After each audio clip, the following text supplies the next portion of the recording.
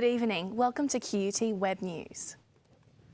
News Limited columnist Andrew Bolt has been found guilty of racial discrimination after a series of articles he wrote and published in the Herald and Weekly Times 2 years ago. The federal court found that the articles written by Bolt contravened the Racial Discrimination Act. The News Limited columnist has been found guilty of breaching the Racial Discrimination Act in a class action led by activists Pat Eatock and Jeff Clark. According to the federal court judgment handed down today by Justice Morty Bromberg, fair-skinned Aboriginal people were reasonably likely to have been offended, insulted, humiliated or intimidated by newspaper articles written by Bolt. Ms. Eatock and Mr. Clark said they're very happy with the outcome. We are absolutely delighted. It is the result that we expected. It was never about free speech. It's always been a question of professionalism. I think the prejudices that Mr. Bolt and Herald Sun has been advocating has now been defeated. According to official court documents, Ms. Eatock called for an apology from the HWT, which was later denied. However, after further discussion, Justice Bromberg agreed to ask both parties to meet and discuss what orders the court should make. Bolt, who has publicly stated he would not apologise for his comments, made no resistance to the decision. Izzy Fry, QUT News. A news poll released today shows the Queensland Labor Party is facing a landslide defeat at the election due in March next year. The poll also dealt a personal blow to Anna Bligh, showing Campbell Newman is the preferred option as Queensland Premier. The latest news poll published in the Australian newspaper shows the LNP would crush Labor if an election was held today. On a two-party preferred basis, the LNP is leading Labor 61 to 39%. Anna Bligh's popularity has fallen to 34%, while the poll shows almost half of Queensland voters want Campbell Newman to be the next Premier. The NewsPoll CEO says Anna Bligh's popularity is now back to the level it was before the Queensland floods. I think Labor was already in trouble, and it's pretty clear that Campbell Newman is adding a bit of gloss to the LNP shine. The LNP says the poll mirrors what the party has seen around Queensland. We believe that people want to see a change from this tired 20-year-old government, a government that sold assets, a government that lied about selling assets. Premier Anna Bligh was quick to comment on the Labor Party's national performance when the poll came out yesterday. Clearly the federal government has a lot of work to do. But she now faces her own political problems. The latest poll mirrors trends across the country, with Labor's popularity being at a record low on a federal level and in most states. But the question now is, are we seeing the end of an era? One political commentator says, if current poll trends continue, Australia may see the fall of the Labor Party. Are we looking at the kind of politics we saw in pre-World War II Australia, where major political parties simply collapsed and disappeared? Dr Ward says Labor's chances of winning back the people's votes by March are looking slim. Rebecca George, QUT News.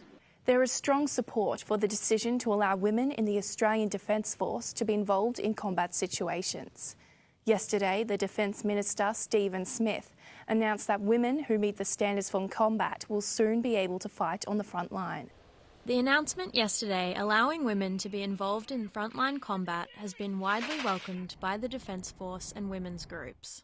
We think that if these women are found to be mentally and physically able and they meet the physical requirements for those roles, then if it's their choice to be on the front line, then Australia should support that choice. I think the fact that all roles in the Australian Defence Force will be available to all people is a really positive and welcome decision. I see that the ADF is now truly an employer of choice. And many people think it's the right way to go. Yeah, why not? Yeah, a bit of equality never hurt anyone. Obviously women play a very vital role and it's great that they sort of have, I guess, more equal status now. But some say it should remain a male-only zone. I kind of think it's probably in their best interest maybe to stay back in case they get captured. That brotherhood has enabled them to defeat enemies that everybody said they couldn't. And I would not go and upset that now in a time of war to simply satisfy basic gender politics. The Australian Defence Force currently employs 8,000 women who make up 14.5% of their full-time staff.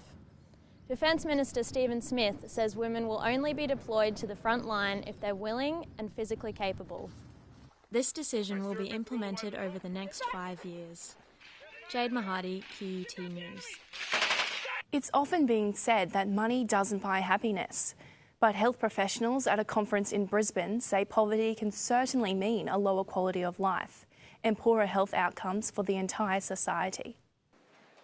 Unhealthy diets, inadequate shelter and long working hours are often a fact of life for those on low incomes. And today experts are warning that social issues like these may also be damaging the health of our society. Over 300 health professionals from around the country gathered in Brisbane to talk about how to improve public health. It's about nutrition, it's about education, it's about housing, it's about the full range of issues that actually wind up affecting people's health. The conference is focusing on how social issues such as the environment, education levels, working conditions and access to health services influence public health. With research showing most preventable hospitalisations occur among people on lower incomes, experts are calling for a more coordinated approach to healthcare. Health policy is not just about providing money for hospitals, it's about working in the community to create healthy families and healthy individuals. Their eating habits, their exercise habits, the general environment in which they live. And prevention, it would seem, is better than cure. I think it's important to remind our decision makers that, yes, let's get money into hospitals to do the right thing by people who are sick, but let's also remember we can do a lot in the community to make sure people stay out of hospital. Amy Kelly, QUT News. Although his NRL career is over, the tributes are flowing for star player Darren Lockyer. Today, the former Broncos skipper was honoured by having a section of the Warrego Highway, west of Brisbane, named after him. They say there's a league team in Old Ipswich Town. He will soon have a bronze statue in his image, but today Darren Lockyer received a more flesh and blood form of recognition. This 85-kilometre strip on the Warrego Highway, now known as Darren Lockyer Way, carries special significance to the player. This is the road that not only goes through the Lockyer Valley, but also the road that Darren travelled all the time in regards to his football career. Members from both state and local governments came to honour his many contributions. But Darren, you're a great ambassador for the game, a great ambassador for Queensland. But the Darren Lockyer Way has a checkered past, and many are hoping the new name will help raise awareness about road safety. It's a pretty crazy location, this one here, so it's probably a good one because people stop and think as they come through it maybe and give it a slow down. If I've got a message to anyone that's on any road is to don't speed and stay safe, and that's all you can do. And Lockyer says he isn't done with rugby league just yet. He's been cleared by his doctor to captain the Wallabies in the coming months. I think in light of how the Broncos season's finished and how it's finished for me, I feel like I've got a bit left in the tank, and I'm hoping to use all that energy in the Four Nations. With a season finish to be remembered, Lockyer's legacy is sure to last. Kieran Rooney, QUT News. The last tickets for Sunday's NRL Grand Final have been snapped up, and the teams were on the move today, heading for the Sydney showdown. Both the Warriors and Manly had held final training sessions in the lead-up to the match. The New Zealand Warriors are on their way to Sydney for their second appearance in the NRL Grand Final. Before they flew out, they held an open training session in Auckland to give their fans a chance to cheer them on. The Manly Sea Eagles made the most of their home turf with a training session at Narrabeen.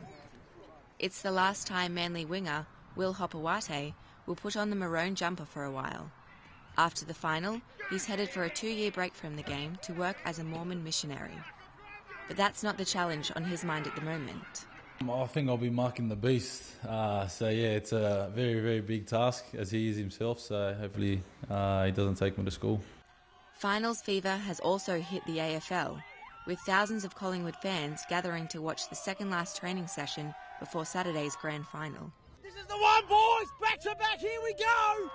All eyes were on injured players Darren Jolly and Ben Reid, who both need to pass fitness checks before the finals clash with Geelong.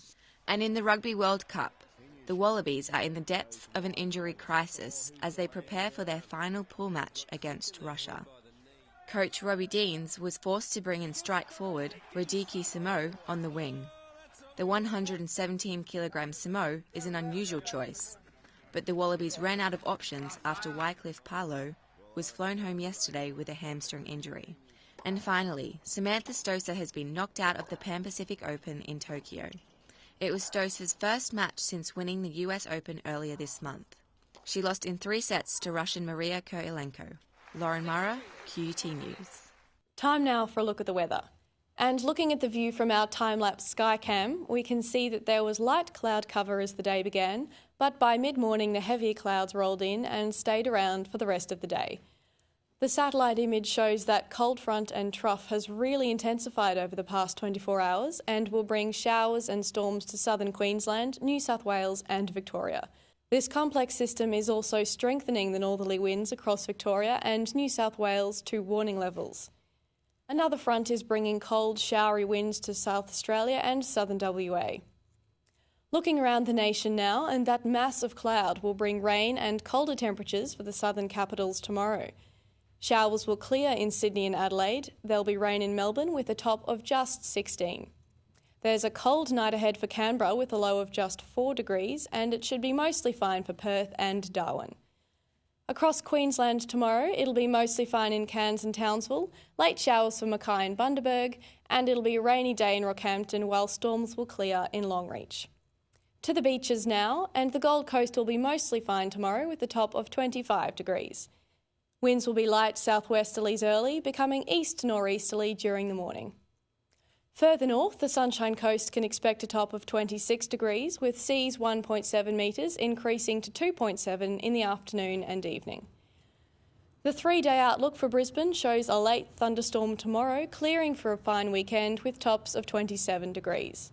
That brings you up to date with the weather. And that's all the news we have for now. We'll be back tomorrow with more QUT news. Goodbye. Goodbye.